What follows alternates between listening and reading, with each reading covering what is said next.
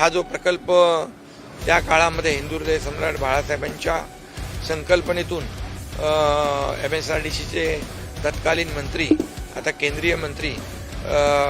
नितीन गडकरी साहेबांनी त्यावेळेस केला आणि त्यावेळेस देखील आपण पाहिलं की हा फक्त मुंबई पुणे रस्त्यामध्ये जे डेली अपडाऊन लोक करू लागले, पुण्याकडे IT पार्क झाले, सर्व्हिस इंडस्ट्री आली, पण या टनेलमुळे पूर्णपणे अपघात कमी होऊन जातील, वेळ वाचेल, इंधन वाचेल, प्रदूषण कमी होईल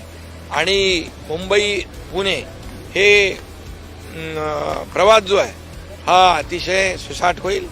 आणि लोकांना सोयीचा होईल. लोकांना याचा खूप फायदा देणारा हा प्रकल्प आहे.